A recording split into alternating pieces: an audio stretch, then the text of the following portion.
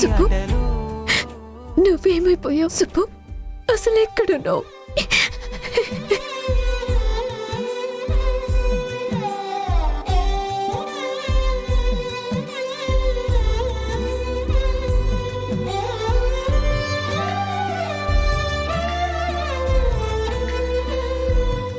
ఈ బాటిల్ అయిపోయాక ఇంకో బాటిల్ మార్చండి. Okay sir.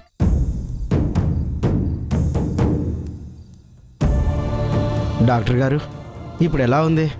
కళ్ళు తెరిచాడా? ఏమైనా మాట్లాడా? అతను ఇంకా స్పృహలోకి రాలేదు. అతని వివరాలు ఏమైనా తెలిసాయా? ఆ అబ్బాయి ఎవరో ఏంటో తెలుసుకుందామంటే అతని దగ్గర ఫోన్ గానీ తనకు సంబంధించిన వివరాలు గానీ ఏమీ లేవు డాక్టర్ గారు. ఏం చేయాలో మాకు తెలియటం లేదు. అతనికి ఏమన్నా అయితే మన పరిస్థితి ఏంటి? అప్పుడే డాక్టర్ గారు పోలీసులకు చెప్దామంటే వద్దు అన్నాం. అనవసరంగా ఇప్పుడు మనం ఇరుక్కునేలా ఉన్నాం. మీరేం టెన్షన్ పడకండి. అతని ప్రాణానికేమీ ప్రమాదం లేదు. మీరు కరెక్ట్ టైంకే అతన్ని హాస్పిటల్కి తీసుకొచ్చి మంచి పని చేశారు. అతనికి ట్రీట్మెంట్ అయిపోయింది. ఇంకో 2-3 గంటల్లో స్పృహలోకి రావచ్చు. అతను స్పృహలోకి వచ్చాక అన్ని విషయాలు కనుక్కుందాం. చాలా సంతోషం డాక్టర్ గారు. దేవుడిలాగా అతని ప్రాణాలు కాపాడారు. నాకెందుకయ్యా నమస్కారం. మీరు సమయానికి అతన్ని హాస్పిటల్కి తీసుకొచ్చారు. జస్ట్ నా డ్యూటీ నేను చేశానంతే. ఆ క్షణం వరకు నాకు కూడా తెలీదు. అనుకోకుండా అలా పెళ్ళైపోయింది. కావాలంటే నేను అమెరికాకు వచ్చాక అందరినీ పిలిచి రిసెప్షన్ ఏర్పాటు చేద్దాం, సరేనా? ఆ అమ్మాయి గురించి చెప్పమంటే ఏం చెప్పాలరా? తను 24 క్యారెట్స్ గోల్డ్. తన మనసు చాలా గొప్పది. ఇంకా తను చాలా సెన్సిటివ్ కూడా. తను చాలా అందంగా కూడా ఉంటుందిరా. ఒక్క మాటలో చెప్పాలంటే తను ఒక దేవత. శ్రీవల్లి నా భార్యగా రావటం నా అదృష్టమనే చెప్పాలి. ఈ ఇంట్లో వాళ్ళు పూజించే సుబ్రహ్మణ్యేశ్వర స్వామి ఆశీర్వాదం వల్ల అంతా మంచే జరిగింది. ఎక్కడున్నారు ఈయన?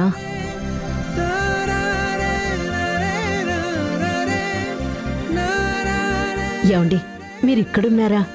నేను మీతో ఒక విషయం మాట్లాడాలి. చెప్పు సీత. ఇక్కడ కాదు, నాతో రండి. ఈ త్రిదేవ్ గాడు రూమ్లో లేడు. ఎక్కడికి వెళ్ళి ఉంటాడు? వాడితో మాట్లాడదామంటే అసలు ఛాన్సే దొరకట్లేదు. నేను అదే ట్రై చేస్తున్నాను. వాడు నాకు కూడా కనిపించట్లేదు. ఏంటి బావగారు అలా చూస్తున్నారు? ఎలా చూస్తున్నాను? నేను ఈ యాపిల్ తింటుంటే మీరు జీర్ణించుకోలేనట్టుగా చూస్తున్నారు. అంటే నువ్వేమనుకుంటున్నావు? మేము యాపిల్ కూడా కొనుక్కోలేని దిక్కుమాలిన స్థితిలో ఉన్నాం అనుకుంటున్నావా? నువ్వు తినే వేస్ట్ యాపిల్ కోసం మేము ఆశపడుతున్నావు అనుకుంటున్నావా? అలానే నేను అనట్లేదు సిస్టర్, కానీ మీ మొహాలు చూస్తుంటే అలాగే అనిపిస్తుంది. అవినాష్, నీ ప్రాక్టికల్ జోక్స్ అన్ని నీ భార్య దగ్గర వేసుకో. భరిస్తుంది, మా దగ్గర కాదు. అసలు నిన్ను. ఆర్తి, వీడితో మనకెందుకు? అదిగో అక్కడున్నాడు త్రిదేవ్. వెళ్దాం పద.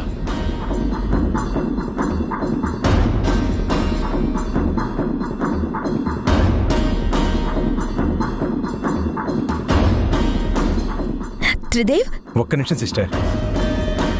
ఇంకేంట్రా విశేషాలు? అక్కడ పరిస్థితి ఎలా ఉంది? నేను కూడా రావాలా? ఇప్పుడే పెళ్ళైంది కదరా. నేను వెంటనే అక్కడికి రాలేనురా. ఎప్పుడొస్తానో ఇంకా క్లారిటీ లేదురా.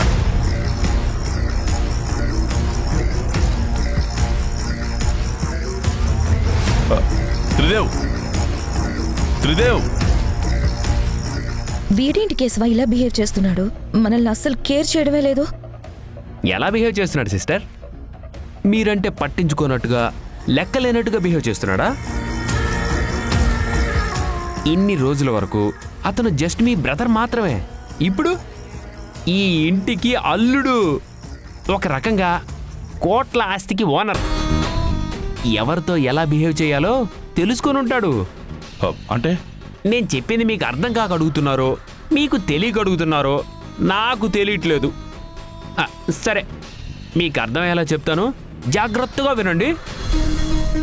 ఇంకా మీతో త్రిదేవ్కి ఏ అవసరం లేదు. అతని దృష్టిలో మీ ఇద్దరు ఇంట్లో ఉంటున్న ఆ అతిథులు. పంతులు ఎంత బాగా మంత్రాలు చదివినా తంతు ముగిసే వరకే కదా. ఆ తర్వాత పంతులు గురించి ఎవరు పట్టించుకుంటారు చెప్పండి చెప్పండి.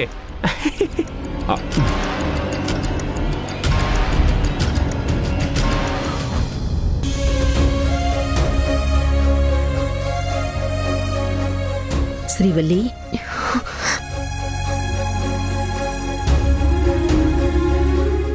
చెప్పమ్మా. నువ్విలా ఎప్పుడూ ముభావంగా ఉంటే మీ నాన్నగారు ఏమనుకుంటారో ఒక్కసారి ఆలోచించమ్మా. ఏమనుకుంటారమ్మా? త్రిదేవ్ని ఇంటి అల్లుడుగా అంగీకరించి ఆయన ఏదో తప్పు చేశారా అనుకుంటారు. ఆయన వల్లే నువ్విలా ఉన్నావని ఫీల్ అవుతారమ్మా. మీ నాన్నగారు ఏ నిర్ణయం తీసుకున్నా అది నీకు మంచి జరుగుతుందనిపిస్తేనే తీసుకుంటారు. ఆయన తీసుకున్న నిర్ణయం నీకు బాధ కలిగించినా కూడా ఓర్చుకో తల్లి. నా కూతురుగా నువ్వు కూడా చిన్న వయసులోనే ఎన్నో ఒడిదుడుకులు చూశావు. సమస్య నుండి ఎలా కట్టెక్కాలో నేర్చుకున్నావు. నీకు పెద్దగా చెప్పాల్సిన అవసరం లేదు. రోజులు మారే కొద్దీ నువ్వు ఆశపడినట్టుగానే నీ జీవితం మారుతూ ఉంటుంది. అవునమ్మా, నేను ఆశపడ్డట్టుగానే మారింది. మీరంతా బాగుండాలని నా ఆశ, అది తీరింది. అలాగే నేను సుబ్బుని ఇష్టపడ్డాను. అతనితో జీవితం పంచుకోవాలని ఆశపడ్డాను, ఆరాటపడ్డాను. అది తీరలేదు. ఇక తీరే అవకాశం కూడా లేదు. ఎందుకంటే ఇప్పుడు నేను శ్రీవల్లిని కాదు, శ్రీమతి శ్రీవల్లి శ్రీదేవి. నాన్న నీకు చెప్పారు కదమ్మా, పరిస్థితుల నుంచి ఎవ్వరూ తప్పించుకోలేరు అని, వాటిని అనుభవించాలి అని. త్రిదేవ్ నా మెళ్ళో తాళి కట్టిన తర్వాత నన్ను నువ్వు భర్తగా అంగీకరిస్తున్నావా అని నన్ను అడిగినప్పుడు నా జీవితానికి ఏది మంచిదని, నా మనసులో ఏముంది అని నన్ను ఒక్క మాట కూడా అడగకుండా నేనసలు షాక్ నుండి తేరుకోకముందే నా నిర్ణయాన్ని నాన్న నిర్ణయంగా ఇదా దేవుడు వేసిన బంధమని, ఆ బంధానికి నేను విలువిస్తున్నాను, నా కూతురికి మంచి జరిగింది అని 10 మందిలో డిసైడ్ చేశారు. అదే కరెక్ట్ అన్నట్టు మీరందరూ కూడా సమర్థించారు. అక్కడ నేను అసలు ఏం చెప్పాలనుకున్నానో ఎవ్వరికీ అడగాలనిపించలేదు. నన్ను అసలు ఆ పరిస్థితి నుంచి తప్పించుకునే అవకాశం కూడా లేకుండా చేశారు కదమ్మా. ఇప్పుడు మాత్రం సర్దుకుపో అంటున్నారు. నువ్వు నాకు సర్ది చెప్పినట్టుగా నా మనసుకు నేను సర్ది చెప్పుకోలేకపోతున్నానమ్మా.